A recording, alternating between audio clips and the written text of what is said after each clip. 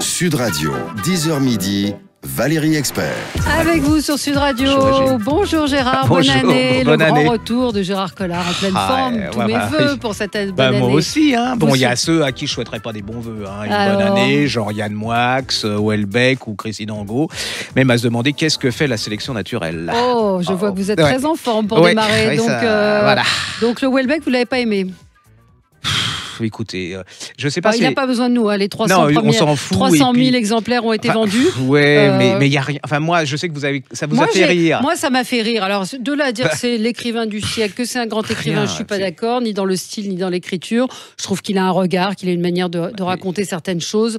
Je suis pas d'accord avec. Mais ça m'a. Moi, j'ai pris du plaisir à le lire. Donc, c'est ce que je demande à un livre. Donc, je me suis relu un peu de Proust. Vous savez, c'est le centenaire de son Goncourt. Et ben là, ça vous donne une échelle de valeur et vous dites. Évidemment. Voilà. Et puis si jamais ce mec est le plus grand écrivain contemporain, français. Moi je suis danseuse à la Ce qui est un Casa, petit peu déplorable, c'est c'est le marketing, c'est 300 000, tout le monde court. C'est Eric Nolot qui dit c'est comme le Beaujolais nouveau. Les gens, il y a Houellebecq qui sort. C'est comme Yann Moix qui sort son truc sur les femmes de 50 ans alors qu'il y a son livre qui sort, donc on va en faire un buzz. Ce que je reproche un peu, c'est que ces interviews, c'est dans des revues féminines, enfin ce qu'on appelle féminines. Marie-Claire. Et que je trouve, c'est donner de la parole à des choses Arrêtons d'en parler. Mais enfin, c'est du marketing. Alors, qu'est-ce que vous avez lu de bien? Alors, une femme. Là, les enfants. Gérard de Cortance. Femme qui court, Violette Maurice, la scandaleuse. Vous aimez bien les portraits de femmes un peu j'adore. Borderline, elle n'est même pas borderline. Elle naît au début du siècle. Femme courageuse, c'est-à-dire que... On la connaît pas? C'est une redécouverte. Vous allez comprendre pourquoi on la connaît pas. Donc, elle est estafette pendant la guerre de 14. Femme courageuse, c'est-à-dire qu'elle va porter des messages alors que les balles, elle est aussi ambulancière. C'est une sportive de très haut niveau. Oui, 1m68, 80 kg, haltérophile, pilote d'avion, lanceuse de disques, championne de lutte en gréco-romaine. Enfin, vous voyez, c'est déjà... mais elle était hyper célèbre, c'est vraiment la femme hyper douée sportivement. Arrive 1936. En 1936, elle aimait bien être aux Jeux Olympiques avec l'équipe de France. Elle le méritait, sportivement. Mais le problème, c'est qu'on lui a dit, vous êtes bisexuelle, ma chère madame. Donc, à notre époque, on ne peut pas, en tant que représentante de la France, donner le drapeau et ça ne se fait pas. Ça ne se fait pas. Donc qu'est-ce qu'on fait? Les Allemands en 36 l'invitent. Ils l'invitent et lui disent écoutez, vous avez vu comment votre pays vous traite, vous avez vu comment vous êtes méprisé. Nous, si vous travaillez pour nous en tant qu'espionne, si on gagne la guerre, vous serez reconnue à votre juste valeur. Elle accepte. Elle va devenir une espionne. Arrive 40, les Allemands gagnent, vous êtes au courant. Et là, ça va être incroyable, c'est-à-dire qu'elle va encore plus tomber dans le truc, c'est-à-dire qu'elle va être une collaboratrice de première, elle va être avec Lafont, vous savez, la rue Lauriston, et c'est une des pires, elle va maltraiter les gens, les mecs, les hommes, elle les prend comme ça, il y a la télé là, elle les prend comme ça, avec moi, elle les prend à bras le corps, elle les jette contre le mur, il y a certaines fois, elle leur retire la peau pour leur faire avouer, elle va être une des pire collaboratrice qu'on connaît. Elle va finir sa vie sous les mitrailles dans une traction en Normandie parce qu'elle était devenue vraiment quelqu'un qu'il fallait abattre pour les services secrets. Moi, ce qui me fascine, ils ne jugent pas. C'est-à-dire que c'est comment quelqu'un qui était... plutôt moderne, plutôt libre, qui était libre par rapport à l'époque, va se transformer en quelqu'un d'une cruauté incroyable et de bourreau. Alors, c'est vrai qu'il y a une façon de dire... elle se venge de... Mais je me demande si c'est pas un peu facile parce qu'il y a plein de gens qui ont été pas reconnus, qui ont été maltraités par la société, qui sont pas devenus des collabos. Je trouve ce bouquin et cette femme absolument fascinante.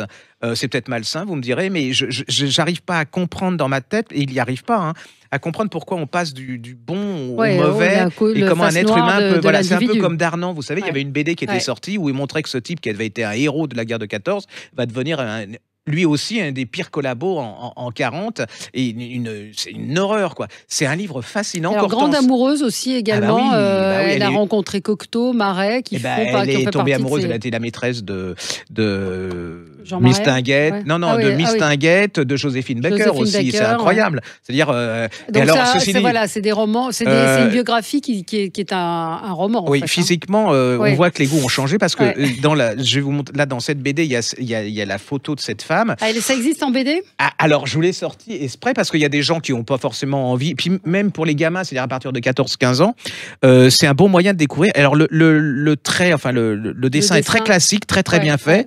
Et là, c'est l'histoire de cette femme. Et vous allez voir, vous allez apprendre à ces gamins comment... Elle avait été surnommée, je vois, la hyène de la Gestapo. Voilà. Oui, alors moi, ce qui m'amuse aussi, c'est que sa principale femme qui était son opposée en sport s'appelait Lucienne Velu. Donc, je trouve ça assez drôle. Mais allez-y. Et là, c'est une BD, donc première comparution, donc c'est chez Futuropolis. Ouais, c'est hyper bien fait. Violette Maurice à abattre par tout moyen, Javi Ray, Bertrand Gallic, Chris et Marie-Jo Bonnet. À partir de 14 ans, et je trouve que... Puis la couverture, regardez, c'est super bien fait. Puis et dedans, il y a des photos de cette femme. Je vous jure que là, pour être attiré sexuellement, enfin, chacun son truc, hein, mais elle était vraiment... On voit bien regardez, la taille qu'elle a par rapport au et on vous montre, petit, vous regarderez les photos, c'est absolument un personnage hors norme, extraordinaire. Alors, autre personnage à découvrir, la goûteuse d'Hitler. Alors, ça, attention. Je donne toute l'œuvre de Houellebecq pour cette femme. C'est un livre incroyable. Je ne sais pas si... montrez-le. Ça s'appelle... Alors, Rosella Postorino, la goûteuse d'Hitler. Et c'est basé sur une histoire d'une femme qui a existé dans les années 43. Alors, c'est une jeune femme allemande qui vit à Berlin. C'est un épisode qu'on ne connaît pas forcément de l'histoire d'Hitler. Pas du tout. Alors, on est en 43. Son appartement se fait bombarder. Elle perd sa mère. Elle se marie avec un jeune homme qui, lui, est enthousiaste pour aller défendre la cause des Allemands et l'Allemagne et le Führer. Donc, il va aller partir à la guerre. Mais alors, le problème, c'est quand son mari étant parti, elle va chez ses beaux-parents Alors, où elle est en Prusse orientale, près de la tanière de Hitler, le dernier QG. Et on va tirer... C'est la fin de la vie d'Hitler. Ah oui, c'est 43, ça commence déjà à sentir mauvais. Alors, c'est un portrait aussi de ces Allemands qui étaient partis tout feu, tout flamme, et puis qui commencent à douter, mais qui sont quand même terrorisés par la Gestapo. Et on va tirer au sort, alors on dit au hasard... quelques femmes pour goûter la nourriture de Hitler pour pas qu'il soit empoisonné. Et elle va se retrouver alors dans un groupe de femmes. Elle n'est pas totalement prisonnière puisqu'elle va pouvoir rejoindre ses beaux-parents chaque soir.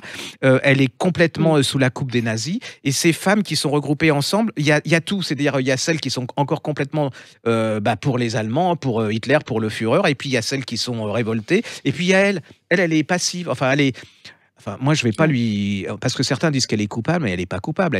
Quand vous avez la Gestapo derrière vous, vos beaux-parents, et c'est quand même... Et c'est un truc fascinant parce qu'à chaque bouchée, elle risque de mourir. Parce que là, maintenant, on sait qu'il ne va pas être empoisonné, mais elle risque de mourir. Et c'est l'histoire d'à partir de 43 jusqu'à la fin, comment tout ce peuple, comment ils ont été fascinés, comment ils ont été corrompus. Non, mais puis il faut raconter ce quotidien. Alors elle, c'était les plats végétariens d'Hitler qu'elle goûtait et il avait peur d'être empoisonné. Absolument. Donc cette espèce de parano, il l'a communiqué évidemment à tous les gens autour de lui. Donc ces femmes... à chaque bouchée, se demandait si elle n'allait pas mourir et tomber raide. Absolument abominable. Et elle est morte il y a peu de temps, en fait. Oui, elle avait 96 ans. Oui. 96 et alors, ans. le livre est arrivé du fait que, en fait, l'auteur voulait la rencontrer, elle est arrivée trop tard, et donc elle a fait un roman là-dessus, elle a été voir plein de gens et tout.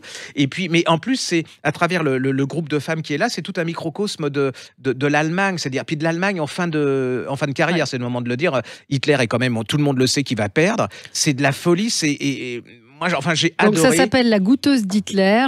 L'auteur est Rosella Postorino. C'est chez Albin Michel et avec une traduction de Dominique Vitoz. On ne cite pas souvent les traducteurs. Pas du tout chiant. C'est comme un suspense parce qu'on se demande si. Ce qui va se passer, comment ça va se passer. Et puis c'est une formidable manière de redécouvrir l'histoire et tout. Et au quotidien, avec des gens ordinaires, pas des héros ni des crapules notoires. C'est vraiment pour moi, c'est une des grandes révélations et un des grands moments de cette rentrée littéraire. Donc oubliez tout les trucs dont on parle et dont tout le monde parle et précipitez-vous sur ce bouquin parce que vous allez vivre une aventure et un livre absolument incroyable. Alors moi, je vais vous conseiller un polar, Corruption de Don Winslow. Il est paru en fait à la rentrée, mais on en a assez peu parlé. Et j'ai commencé à le lire. C'est un monument. D'abord, Don Winslow, c'est un auteur. Si vous avez jamais rien lu de lui, là pour le coup, lisez. Si vous aimez les films de Sidney Lumet, si vous aimez Scorsese, si vous avez aimé Le Parrain ou même Les Affranchis, c'est vraiment cette ambiance d'un flic du NYPD qui est un peu qui fait partie d'un groupe de flics affranchis qui parle avec les dealers et puis qui est assez respecté, mais bon voilà, tout se passe pas comme c'est vraiment une plongée dans l'intérieur. C'est une plongée dans l'intérieur du New York, des truands, de la mafia. Et ben le flic, ça commence, il est emprisonné. Qui aurait pu imaginer que ce grand flic respecté par tout le monde, Danny Malone, le roi de Manhattan, serait emprisonné. Donc on va suivre son chemin. 2 flics au milieu de tout ça, la corruption. Vous le prenez, vous ne le lâchez pas. Nous on s'est disputé pour le lire, on l'avait commencé à 2. Mais je vais le lire parce que je n'avais pas lu. Corruption, Don Winslow, c'est chez HarperCollins, vraiment à découvrir. On continue juste. Nous, on avait beaucoup défendu. On a encore le temps un peu. Oui. Qui s'appelait Sébastien Spitzer. Ses rêves qu'on piétine. C'est en livre de poche. Ça, c'était un des livres qui a le plus fasciné, bouleversé mes clientes et mes clients. C'est encore Berlin. Vous étiez dans une thématique. J'essaye de faire, voyez, c'est bien. d'être cohérent parce qu'on me reproche souvent de ne pas être cohérent de finir mes phrases. Donc pour une fois, c'est le début de l'année. Là, en fait, c'est une histoire fascinante. C'est l'histoire de Magda Goebbels. Elle est dans le bunker. Elle sait que ça va finir. Elle se rend compte qu'elle s'est fait avoir, que l'homme qu'elle prenait pour un dieu était une espèce d'ersatz de Dieu. Et puis elle va raconter sa vie, comment elle va être embringuée dans cette histoire, comment elle va être fascinée par Hitler, comment cette femme qui était tombée amoureuse d'un des créateurs du sionisme et qui l'a repoussée, c'est peut-être une des causes de ce qu'elle est devenue, qui est une femme brillante, intelligente, et c'est le portrait de toutes ces femmes allemandes à travers elle qui se sont fait avoir. Et puis il y a aussi la fascination du pouvoir, c'est-à-dire là vous voyez comment elle est prête à tout sacrifier pour ce pouvoir, et puis la fascination c'est ça que j'arrive pas à comprendre. C'est la fascination, comment tous ces gens ont été pris dans même les plus intelligents. Je pense que c'est pas on perd complètement le sens. C'est un roman extraordinairement fort, très intelligent. Et là, quand on dit les livres coûtent cher, là vous avez. Là, c'est un poche 7,90. Et là, vous avez quand même quelque chose d'exceptionnel. Un portrait de Magda Goebbels absolument incroyable, passionnant et puis terrifiant parce qu'on n'arrive pas à comprendre effectivement. Et grand auteur, Spitzer. Vous avez sûrement pris des bonnes résolutions pour la rentrée, manger des légumes. Je vous conseille le livre de Otto Lengi. C'est alors il a des restaurants à Londres. Ça vient de sortir chez Hachette. Ça s'appelle Simple. C'est autour des légumes. C'est génial. C'est super bouquin. 30 minutes de préparation, 10 ingrédients maximum. C'est déjà pas mal. Parfois il y a des ingrédients un peu compliqués à trouver, mais en tout cas si vous n'avez pas d'idée, tout ce qui est, si vous aimez le citron confit, les choses un petit peu originales. Moi, j'ai trouvé que ce livre était, qui suis un peu passionné de cuisine, était en tout cas redonner un peu de peps et d'envie de cuisiner. C'est chez Hachette pratique. Mais je l'avais parcouru et je m'étais dit que je serais peut-être capable de faire certaines recettes. Donc c'est peu dire. Non, c'est pas mal. Il y a le livre de Dave qui est génial. Je l'ai reçu cette semaine. Dave. Oui, Dave, le chanteur qui cuisine. Et alors, figurez-vous que Cherche Midi, il a publié un bouquin. Alors, à la fois, il raconte un petit peu sa vie et sa passion pour la cuisine avec des recettes. Alors là, vous pourriez les faire. Simplissime, très sympa. Moi, j'adore Dave. Il est ultra sympa. Un petit dernier. Il faut absolument lire. On va reparler. Allez.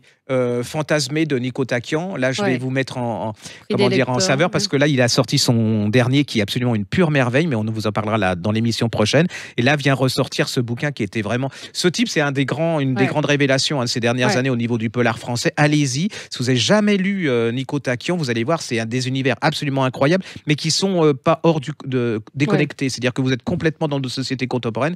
Allez-y, c'est un indispensable. Moi, je voulais vous faire un petit coup de cœur pour les livres audio. Vous savez que je trouve que c'est une manière de faire lire, de lire différemment quand on n'a pas le temps, on le met dans la voiture et c'est vrai que Audiolib fait des choses assez formidables. Là, ils viennent de faire paraître le livre de Michelle Obama. Moi, je suis pas sûre que j'avais très envie de le lire, mais je me dis, je vais peut-être l'écouter en faisant du sport je fais pas de sport, mais ça va peut-être me donner envie de faire du sport. Non, mais devenir lu par Marie Bouvier. Alors, il y a Astérix qui est une BD en Audiolib. Je sais pas ce que ça donne, mais c'est marrant. Et puis un gentleman à Moscou d'Amortolès qu'on avait adoré, qui est lu par Thibaut de Montalembert, vous savez, celui qui est dans 10%. Donc, pensez au livre audio quand vous êtes en voiture, vous dites j'ai pas le temps de lire. Bah si, ça vous permet un livre, c'est aussi une plongée dans un univers, c'est pas forcément la lecture. Surtout que c'est toutes les nouveautés tout de suite. C'est pas comme dans le temps. Vous les avez, si vous avez des problèmes, c'est vraiment une façon de résoudre. C'est un bon boulot. Absolument. Bravo à Audiolib. Voilà, j'espère qu'on vous a donné plein d'idées. Lisez. Merci Gérard, bonne année. Bonne année. À vous. Sud Radio, 10h midi, Valérie Expert.